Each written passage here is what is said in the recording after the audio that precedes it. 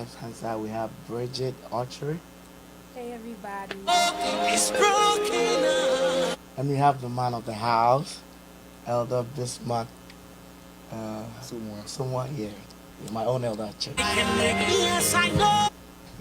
So, welcome you back in one of today's edition, Echoes of Grace. And this afternoon session is going to be about the parable of the talents. I know that So, without wasting my time, I would like to throw some questions to our elder so that he can brief us on the topic. no matter what. Right, so Elder Someone, well, I welcome you to Echoes of Grace. Thank you so very much. Yeah, and tonight we just want to talk about the parable of the talents. And we know that it can be found in Matthew chapter 25, verses 14 to 30. So, Brigitte, do you like to read for us? Okay, for sure. So we are reading from Matthew 25, 25 to 30. Matthew 25, 14. And I'm reading from the NIV. Okay. It says, "Again, it will be like a man going on a journey, who called his servants and entrusted his wealth to them." 15. To one he gave 5 bags of gold, to another 2 bags, and to another 1 bag, each according to his ability. Then he went on his journey. 16. The man who had received 5 bags of gold went at once and put his money to work and gained 5 bags more. 17. Also the one with 2 bags of gold gained 2 more. But the man who had received 1 bag went off, dug a hole in the ground, and hid his master's money. 19. After a long time, the master of those servants returned and settled accounts with them. The man who had received 5 bags of gold brought the other 5. "Master," he said, "you entrusted me with 5 bags of gold. See, I have gained 5 more." Amen. To 21. Okay. You just continue reading to Okay. His master replied, "Well done, good and faithful servant. You have been faithful with a few things. I will put you in charge of many things. Come and share your master's happiness." 22. The man with 2 bags of gold also came. "Master," he said, "you entrusted me with 2 bags of gold. See, I have gained 2 more." His master replied, "Well done, good and faithful servant. You have been faithful with a few things. I will put you in charge of many things. Come and share your master's happiness." Then the man who had received 1 bag of gold came. "Master," he said, "I knew that you are a hard man, harvesting where you have not sown and gathered, where you have not scattered a seed. So I was afraid and went out and hid your gold in the ground. See, here is what belongs to you." His master replied, "You wicked, lazy servant. You know that I harvest where I have not sown and gather where I have not scattered seed. Well then, you should have put my seed on deposit with the bankers, so that when I returned, I would have received it back with interest. So take the bag of gold from him and give it to the one who has 10 bags." Okay. Yeah, that's good. Okay. All right, so Elder Someone, so with this, I know we know what is going on here. We know about God telling the disciples the story about someone traveling and leaving some possessions in some 3 people's hands, and he comes back and expects some returns on it. But we found out that 2 of them, invested, did something with the talent, the money that the master gave to them, but the last one hid it. So, what's your take on this? Yeah, so thank you very much for this very important discussion. I really like all the parables that Jesus told in the Bible, but this one is one of my favorite, being that we are all accountable to God for even our very lives. Before we even go into other things like talent, God has given us something that not everybody has. Somebody has died right now as I speak to you. Somebody will die tomorrow. Somebody died at the age of 14, 15. So anytime that you get up and you are sad, remind yourself that the privilege to be alive is something that should be cherished. Not everybody has it. So once you have it, it's something that you should always remind yourself, enjoy it, know that it's a privilege. Once you know that something is a privilege, you know how to treat it. So they were given talent. And first of all, he said of his own talent. It's something that he owned it. So it tells you that even our very life and everything that we own belongs to God. Sometimes we lose sight of that fact, so we do things anyhow. When we begin to remind ourselves of the fact that we own, God owns our life, when we are doing things, we become very circumspect about the kind of decisions we make. We don't behave anyhow, because one day we are going to be held accountable. Everything that we are doing, even today, right now, one day we will be brought into account. So even though we are doing it, how well we are doing it shall also be brought into judgment. So we should not just be doing it, but we should be doing it well, because somebody worked with the talent and had 2 talents. Somebody worked and had additional 5. So even though we are doing it, there's a weight of let's say efficiency, and God is going to look at all that. Okay.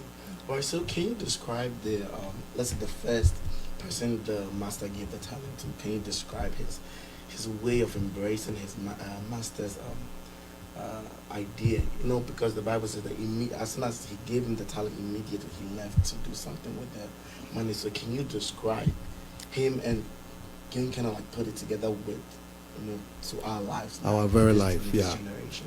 Yeah, there's a saying that delayed obedience is just like disobedience. I like the question itself, that immediately that he was given the talent, he went out to go and work with it. Mm-hmm. Sometimes we postpone, like this movie that we are about to have been postponing it for a very long time. But somebody once said that the cemetery is the richest place on earth. Why? Because it's full of people who had dreams that they kept on procrastinating. I will do this. I will write this book. I will write this story. I will get married. I will do this. I will. Once this guy received the talent, he did not underrate the talent, even though he saw that another person was given 5. We cannot all be on the same page. Life is such that no matter how beautiful you are, no matter how talented you are, somebody is more talented than you. Are you going to sit down and cry and feel pity for yourself? Why somebody has something that you don't have? No, just use what you have efficiently. So the guy who had to, with alacrity and willingness, just went out and began to work with it. Instead of finding excuses, instead of crying, it's just like in the church. Many people want to come on stage and do things for people to clap for them. Do you know, those of us who stand on stage, our reward will not be like those who are behind the scenes and who are doing things without being noticed. Because once people clap for you, you've received part of your reward. So people should not be craving to be noticed. Once people clap for you, right there, no, your part of your reward has been given to you, because part of your reward is people admiring you. The person who is behind the scenes and praying, Lord, keep this church. Lord, let this church move from glory to glory. Nobody is seeing him. Nobody is clapping for him. The full reward will be given to him by God. And those people, when God is rewarding them, it's big. Look at the human body. There are parts of our body like our intestines, our brain that we don't see. And these are the powerful ones. So when God gives you the privilege to stand before a crowd and do something, it's cool. But don't be people. It looks like people want to be seen. So it's all about, and those of us who stand on stage, it's very tempting. The one who is always praying behind the scenes and nobody is seeing him, he's not tempted. But you can be caught into the trap of sometimes you are doing it to honor them. So if you are not even clapping, then you are getting frustrated. Because now your attention is not whether God is clapping for you or not, but the focus should be that is God clapping for me, rather than the people clapping for you. So even for preachers, sometimes if you are not careful, you are there and you are just watching the crowd to see how they are responding. So we should always focus on the fact that God has given us something, and we should, because you don't know when He's going to call you. I always say this wherever I stand, whether I'm emceeing, whether I'm preaching, that God can call anybody at any time. That is the scariest part of life. Because from my version, when I was reading, it said that He gave them the talent according to their capability. Exactly. So I was like, what is the criteria to determine someone's capability? How can that someone gets 5, someone gets 2, and someone gets 1? So what are the things you think that God considers, like this is your strength. You can do this better than this person. You can do this better than this person. When we come into this world, some people say that life is not fair, and partly I agree.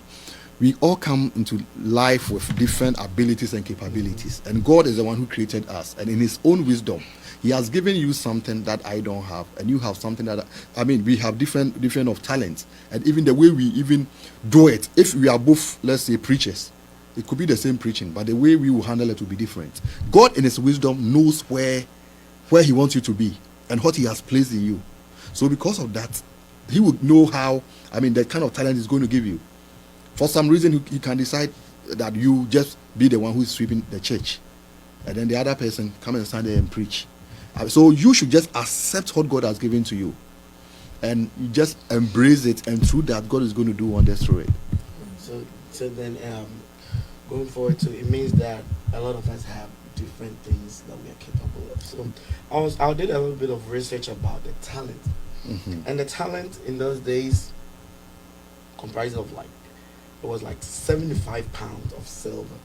So even just the 1 pound, I read an article that said that that one talent was like equal to a 4-year worth of wages for someone during your time. Right. So just the one was even more than enough for him to make an excuse that I know you do this, blah blah, all that. Yeah, right. So, and I was thinking, I was like, right now, what do we say talent? A lot of us say that the talent refers to what we can do, our gift, and something like that. And I agree, because right now the gift kind of like contains our skills, the things we can do best. Yeah, our abilities and capabilities. Yeah, that's right. Basically.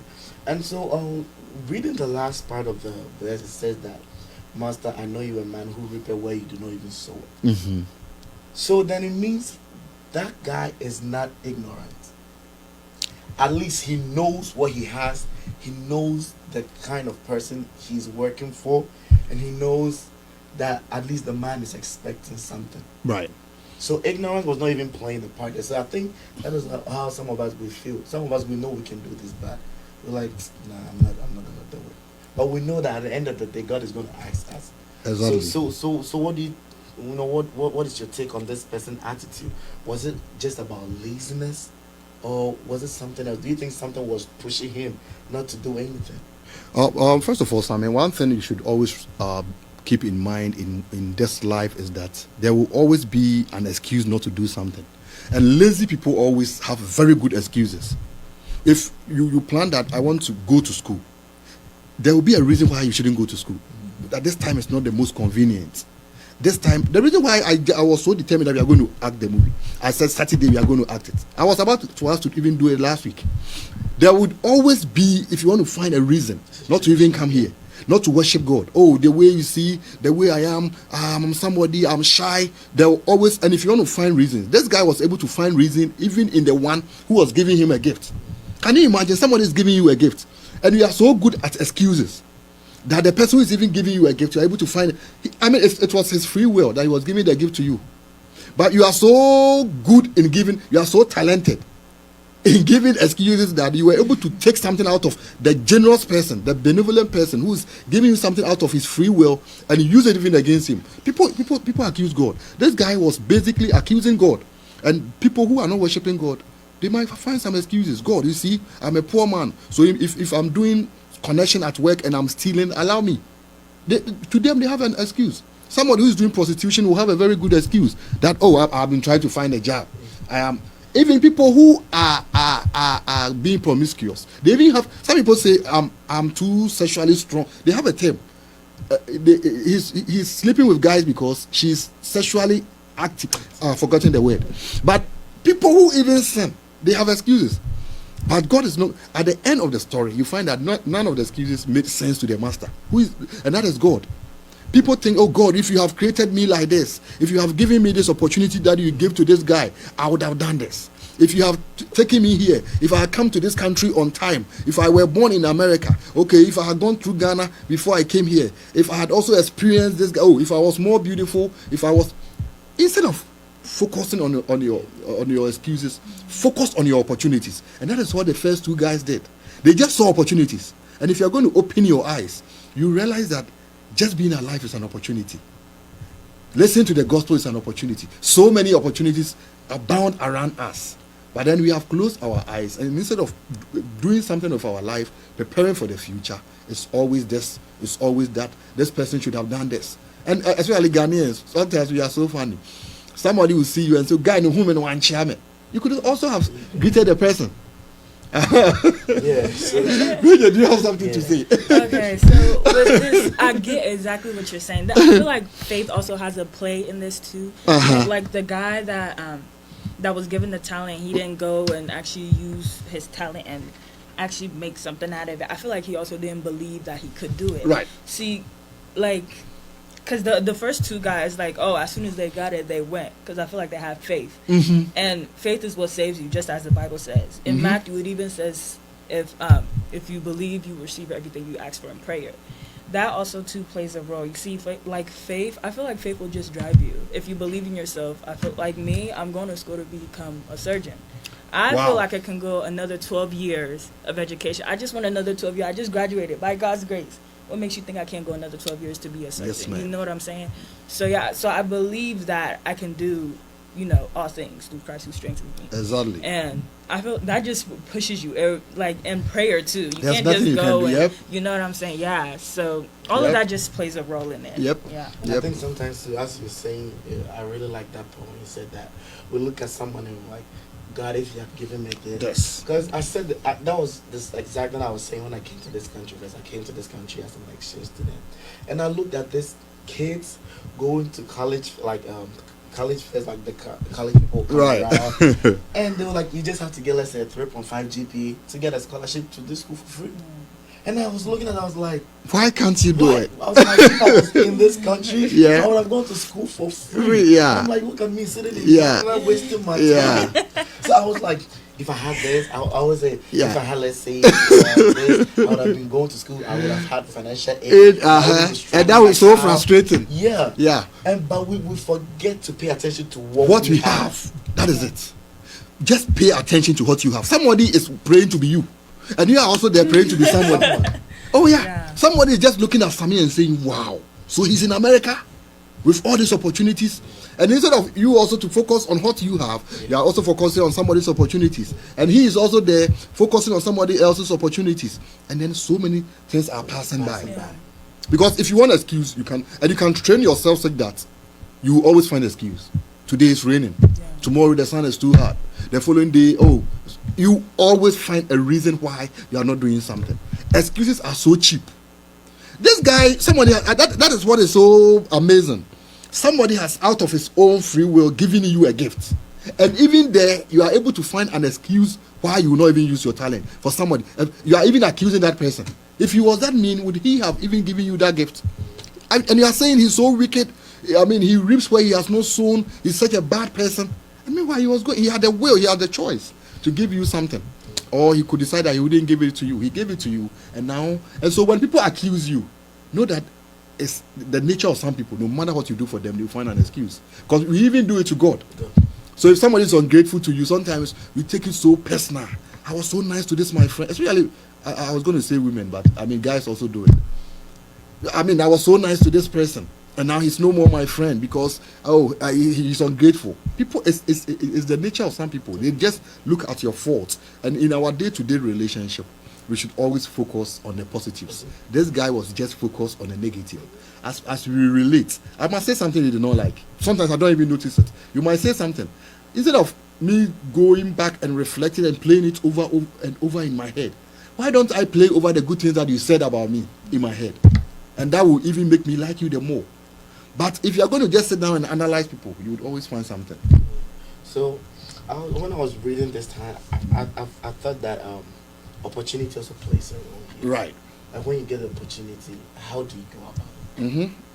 And opportunity, time, because it's like we are in the time frame of waiting on God to give back to God what He gave to us. Because we are like in the moment where the Master left, gave us something. And He will be coming back, but we do not know the time He's coming back. Right. But we are in a time that we have to work to make sure that even if God does not come to meet us and we meet Him instead, we are going to give Him something that, hey, you give me this, I was able to make this out of it. So I was thinking about the talent. I was like, give someone 5. At the end of the day, it was 10.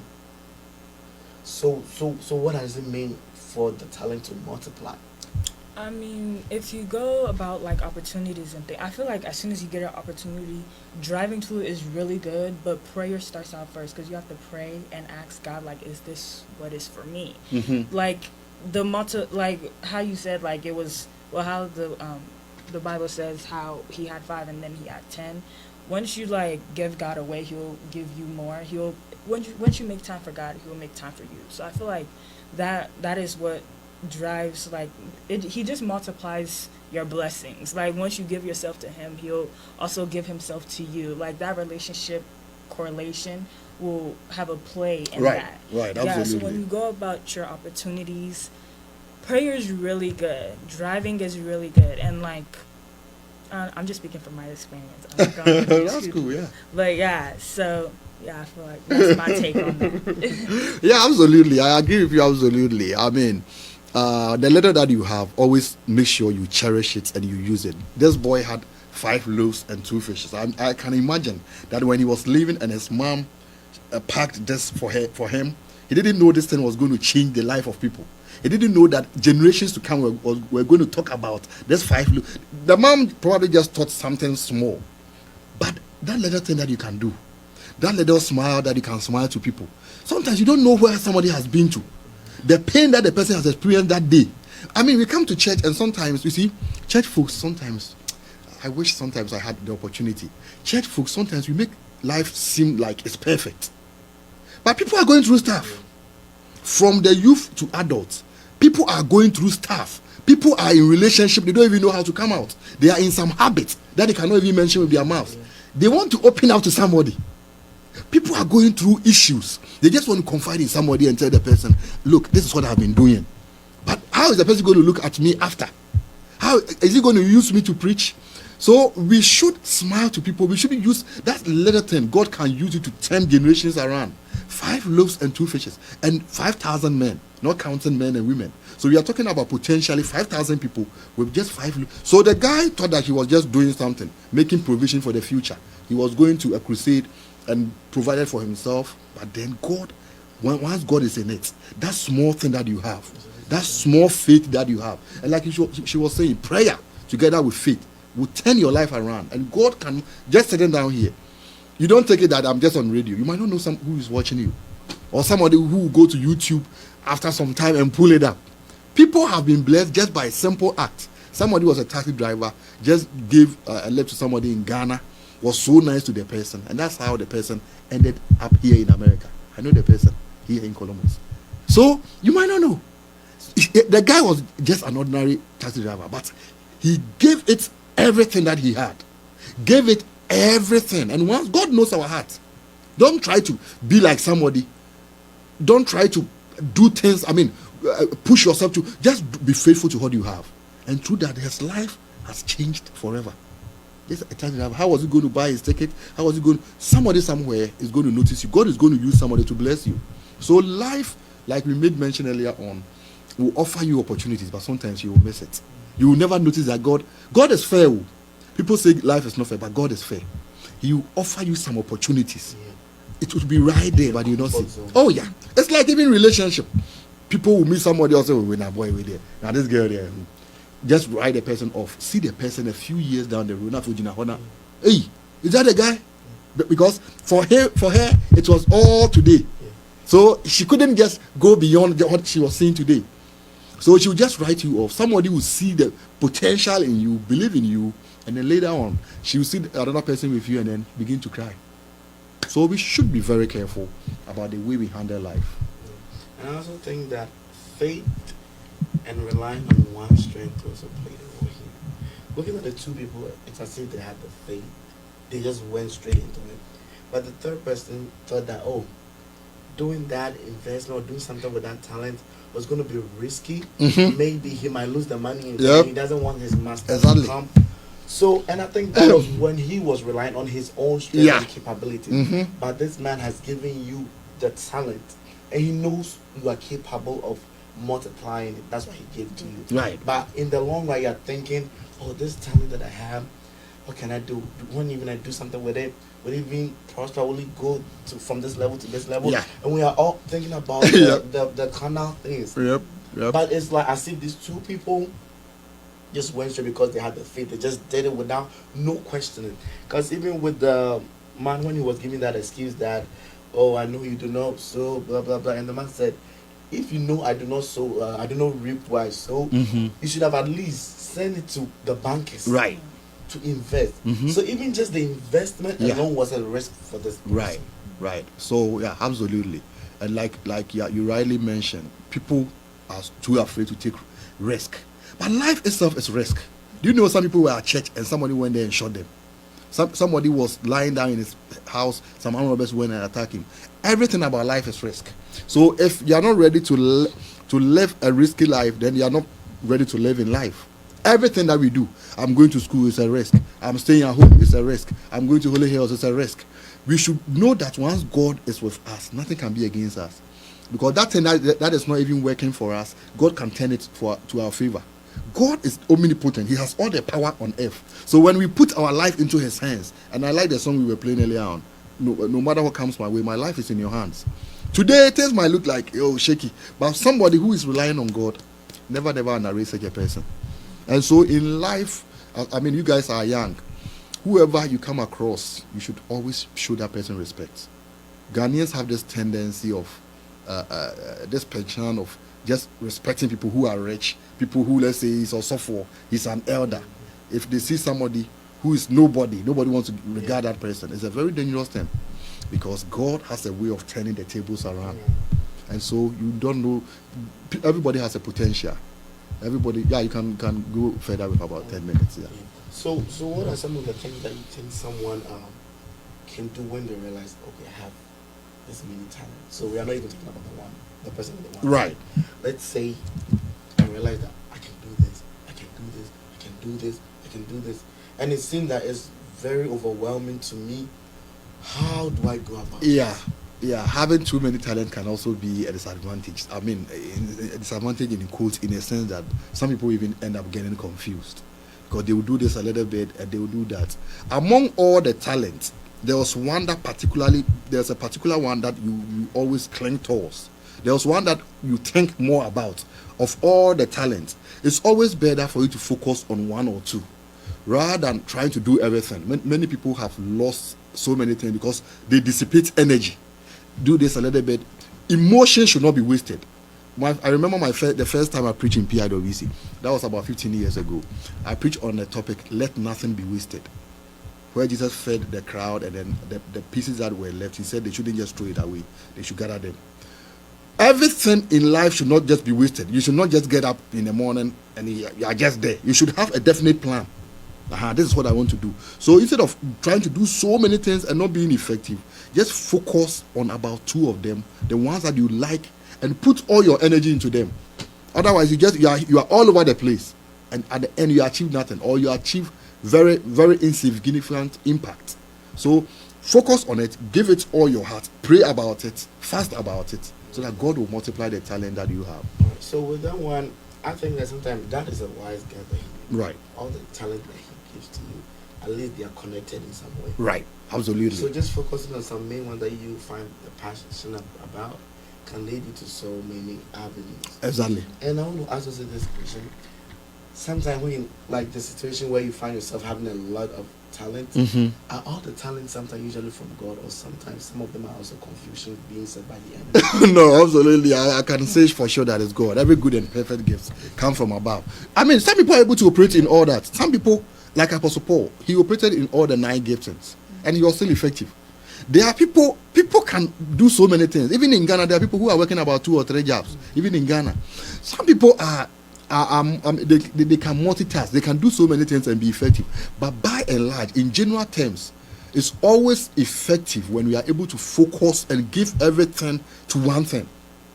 Instead of, for instance, as I sit down here, I'm doing a program. If I was probably also writing a book, I might end up not necessarily contributing meaningfully to what we are doing. And also the book that I'm writing, it will not be effective. I will end up not doing anything. But if I focus on what I'm doing now and I do it effectively, I can go back home and write a book. So that is where we should always put all our energy into, rather than trying to do so many things. Many of us have so many talents, and that can be very destructive. Like you said, we can use some of them as hobbies, where we don't really put all our energy into them. Once in a while, we just put them into practice, just do them for fun. But then the ones that we really want to work with, focus on them and do them effectively. So Christians also have had this misconception that like using your talent effectively in the house of God, especially, you either have to be part of the choir, Presbytery. be an elder, or be a pastor, or be part of the ushering team. But we neglect a whole lot of things that we can do in the Right. church, and sometimes we deem it as, oh, this is worldly stuff. Like, let's say with God's army, with the dancing, because I heard that when they started, there was a lot of controversies from the elderly people who don't like the way you guys be doing some of your body gestures and stuff. But these are something that they are very passionate about. And recently, when I was watching them, just their face alone, how some of them were actually singing the song they were dancing to, and it brought so much light to a lot of people. But this is something that was almost destroyed by just someone's, something someone said about it. That, oh, this one, yeah, but if you want to join something, go and join the choir, go and do this. Well, not all of us can sing. So what are some of the things that you think the youth can incorporate in the church body with respect to their talents, with respect to what they can Right. The Ghanaian culture is such that we have this pull him down attitude. Sometimes because he is not interested in something, he doesn't want to look at the big picture and encourage it. And the youth have energy that they want to put into the church. Not everybody can sing. So these things like God's army should be encouraged, because it plays a very significant. There are people who will leave the church because they find it boring, but they will come to church and see this God's army, and for that they want to come. So and then like that's on Saturday I was telling you something that Ghanaians normally don't want to think outside the box. We want to do the same thing, the same old ways. So I don't blame some of them when they are criticizing God's army. We should be able to expand our horizon, whereby we are able to accommodate things that we are not used to. For instance, we are talking about a movie. People should just accept it, that even the world is changing, and our way of reaching out to people, communicating to people is also changing. People have different talents. Are we all going to be singing in a choir? What kind of choir would that be? If everybody was singing, who is going to listen to who? Some people have to be in acting. Some people have to be in God's army. And we should encourage one another. Look at the human body. Each one has a distinct role that is playing. You cannot use your ear to sing, for instance. Each one is playing its role so effectively that you cannot do away with it without it.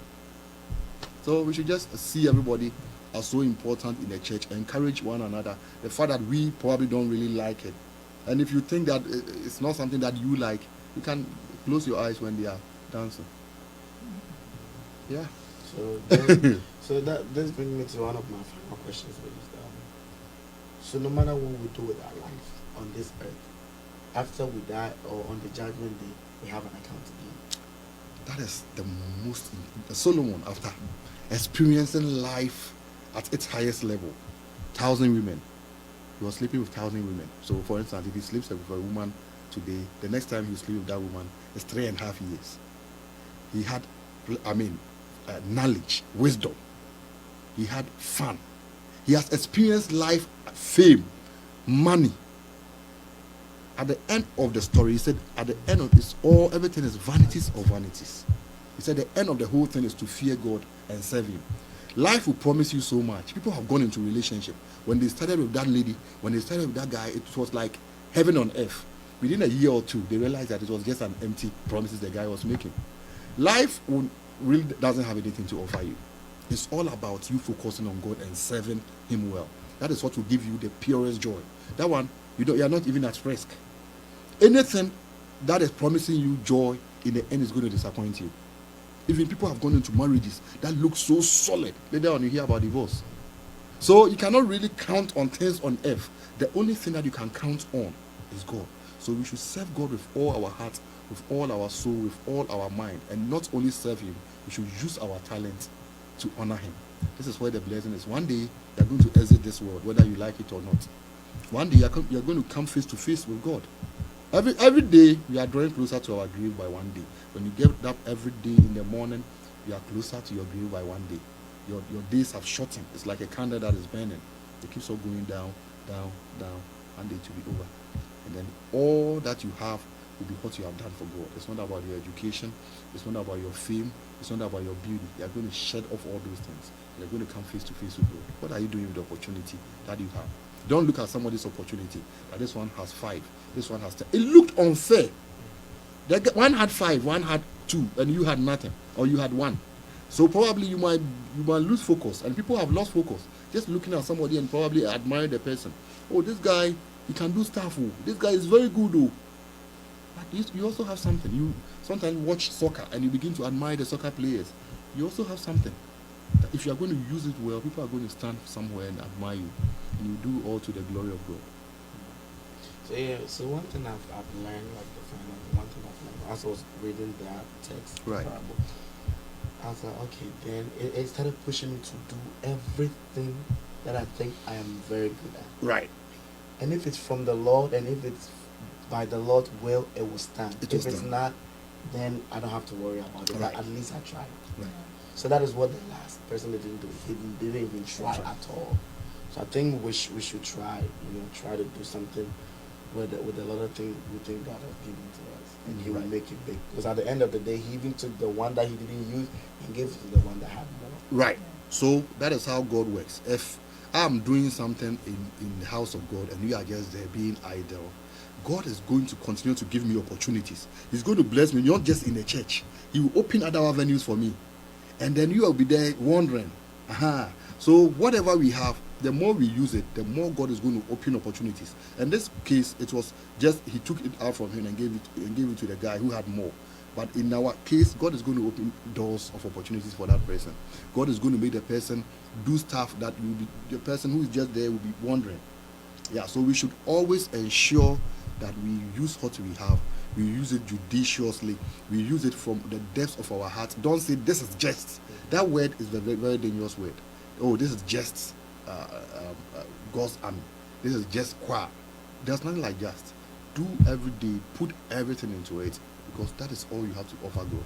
God has sent His Son to come and die on the cross for you.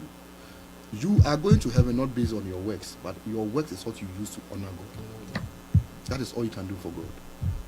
Because I promised myself that I did not want to get into any situation where I'll grow up old and see people doing something like, oh, when I was a kid, I could have done this. So you were telling me you That were anyway, and you see, and it's very Yeah. frustrating. Yeah. You look at people doing something that you wish that, oh, if I started, at least I would have been Yeah. doing it either better or the Oh same. yeah. Oh yeah. It's And painful to yeah. make. Yeah, it's painful And to make if you don't mistakes. take care, you start having negative thoughts about people, People- which you leave for no reason. Oh yeah. But It's- because God gave you the opportunity and you didn't take it. Absolutely. You guys are young, and when you are young and you are not careful, society will pressurize you into doing so many stuff. People will make certain things look so glamorous. You want to try it, especially you that you were born here. People are into relationship. People are doing all kind of stuff, trying all kind of things. Sometimes you feel like, am I losing something? You want to go and try it, and then you go and then mess yourself up. You blow opportunities. I mean, you set yourself back. Just look at the opportunities God has given to you and use it as an honor to Him. The guy was just looking out for excuses, including using an excuse against that person who has been so benevolent to him. We should just grab opportunities that we have, knowing that there are countless number of people who give everything just to be in your place. Biggie. Yeah, so it's very easy to make mistakes. The guy made a very terrible mistake, and as part of our learning process, we should always also learn from our mistakes. I was telling some other group that I met here that we all, when we were growing up, we made mistakes. Sometimes you take some decisions, you don't even know why you took that decision because everybody was doing it. You go into it and you find out that it was just empty. You come out, and sometimes that particular sin or that particular mistake can haunt you the rest of your life. And that's why today's message was very apt and most appropriate from Eda also. It was just on point because people have really messed themselves up, and now coming back on track has become difficult. It's not, when you see people at church and people are just jumping around, it's not as simple as you say it to. Sometimes we need to just come out and be real with each other, because life sometimes people are in some traps and they can be there. There was somebody who got pregnant in Ghana, and because her father was an elder, she didn't know what to do. She was so confused. She committed suicide. Meanwhile, if she had just opened up to somebody would just advise her, it's nothing. I mean, just go ahead and give birth or something. What? And as a matter of fact, what was your parent going to do to you? What could they have done to you? So people are going through issues. Sometimes somebody is even being blackmailed, and he doesn't even know who to talk to. Life is very complex. So let's not even complicate it further. Let's always open up. Let's always grab opportunities that we have. Let's always love people. You don't know what somebody is going through. Just that smile, just that advice, just hugging of somebody. And that's why I like hugging people. Because you might not know. It be an pain, be on them. Imanadakwa at church was telling me he has this prison ministries. He said one day they went and then he hugged one of the prisoners. The guy broke out in tears and wept uncontrollably. He said that was the first time somebody has hugged him in about 16 years. Can you imagine? Just a hug. And it broke the guy down completely. So you might not know that little thing that you are doing. That little thing that you are in a movie you said. You thought it was just a movie, just church movie. Or that little thing that you sat down and said. God can just pick on that thing to encourage somebody. God can pull something out of it. And I mean, it's just amazing. Even the knowledge that you have, God, the freedom that my wife visited a place over this weekend, and she was sharing with me a group of religious people who said they have dedicated themselves to just worshiping God, so they don't enjoy anything that is modernized. Here in Ohio, can you imagine? They ride horses. They don't. I mean, everything is done the old way. Everything they do, they don't have like lights. They don't have phones. They don't have. I mean, can you imagine? So if you are given this kind of freedom where you understand the Bible, it's even a privilege. But you might see it as normal. You might see it as nothing. So instead of focusing on somebody, God has a way of dealing with each person.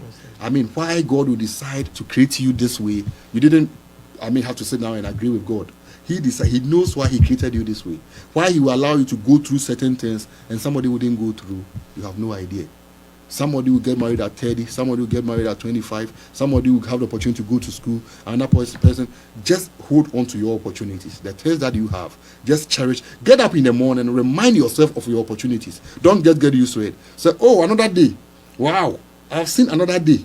Don't just let it look, say, you're normal. Oh, so be sorry. No, be sorry. He says, I will preserve your going out and your coming in. That means going out and coming in is not simple. People go out, they don't come in. People are in their house, they die in the house. So I will preserve your going out and your coming in. It means that the simple things, the breathing, the health, something like health, never get used to it. Something like health is so crucial that never think that it's normal that I'm able to walk, I'm able to sing, I'm able to talk, I'm able to hear. These are things that people give their lifetime savings just to be like you. And you are there. The guy was just giving all kind of excuses. Oh, this and that, and he didn't want to take risk. Take risk. Go to school. Take decisions that are beyond you. Decisions that when you fail, waiting. Because if you want to succeed in life, don't just take decisions that are comfortable. In case I fail, okay, say we cry. Take a decision as some business. I want to open this business. We are even thinking about who failure. So if you listen to my voicemail, you call me and you get into my voicemail. It says it's better for you to try and fail than to fail to try. Yes, yeah. Get up, do something, make something out of life. 9 out of 10, you are going to succeed, rather than Biggie saying that I don't want to fail. Do you fear failure? I can see you fear failure. You hate failure. Yeah. So that means you don't take risk. No. I take risk. Mm-hmm. Like, I try to take like classes, and you are cautious. You are a cautious risk taker. But at the same time, I just pray a lot. I just pray, and like things go well. So yeah, but even in prayer, sometimes God will stretch. You see, God, the worship of God doesn't exempt us from troubles. He didn't promise a smooth sailing. He promised a smooth landing. So you are in the boat with Jesus. He never said that the sailing was going to be easy. He only promised that you are going to land. So in the course of it, there are going to be issues, and we just have to keep focused. Life is not easy. Yeah, so we should always love people around us, the people that God put in our path. We should cherish them, we should love them. So I'm always trying my best to be so nice to people. Sometimes my wife even wonders, say, hey, whoa, just want to laugh people. Because that little thing that they are doing to somebody, that smile, that kindness, that hugging, I keep on saying that. Just keep on doing it. God is going to bless you for that. All right. So yeah, so that was a very wonderful discussion. I enjoyed it. Brigitte, did you enjoy it? Oh yeah, for sure. It makes me think, you know, and I Yeah. hope people watching this will also make them think and, you know, just pick them up and like get out your comfort zone and like try new things, even things that you never even thought you would even Right. like see yourself doing, or just get up and try. You know how I was talking to you about the other time that I want to do this, I want to do that, but I think because I'm going through this, I don't have the time. And just reading, going through myself, I'm like, I need to stop giving excuses and just do what I have to do. Yeah. Right. You have a wealth of potential. You have no idea what you can do. There are people who were at your age and they were president. Valentine Strasser from Sierra Leone. He was 23 years when he became president of Sierra Leone. He was ruling the nation at the age of 23 years. So never let excuses be part. Limit yourself. That, oh, people are chief executives at the age of 25, controlling multi-million-dollar corporations at the age of 25 years. People are controlling big firms, big companies, multi-million-dollar companies at the age of 26. So why do you think, and the sad thing is, people are at the age of 48, 50, and they are still postponing. So when again, if you have postponed, now that you are 52, you are postponing. So that means that thing will never happen, no. Because if you are postponing in the age of, let's say, 20s, we will forgive you. And then 30s, it's still unforgivable. But when you hit 40s, and you are still so chinameye say, then when again? Then that means that thing will never be done. And there would always be a reason to postpone it. And then so talk. And that is why I told them that the movie, wedding. Then we are going to do it. Because if we are going to always find something why we shouldn't do it, I don't know. And that is why this thing has been postponed. It shouldn't be like that. Life would always offer you something, a very good excuse. Like the Good Samaritan, the priest who was passing by. He had an excuse not to go and keep watch over the guy who was beaten by the armed robbers. Because one, the same armed robbers who beat this guy could have been hiding over there to see if someone is going to come and help. Or the guy even had an excuse. People were waiting for him at the chapel, at the church, for him to go and preach. People were there because he's a pastor. And obviously he was on a mission. He had he had an excuse why he shouldn't go and attend to the guy. So there will always be an excuse. There will always be an excuse not to start that new project. Put out the excuse like the guy was doing. Just jump at it. If you fail, you fail. Why so? Yeah. Thank you very much, Elder Somuah. You're welcome. You're welcome. Very, very much. So yeah. So this is all about the parable of the talent, and I hope those watching and those listening have enjoyed, because I've really enjoyed it, and I'm going to start making decisions that will help me in the future, and I'm going to take risks. So I hope you also take risks. All right. Thank you.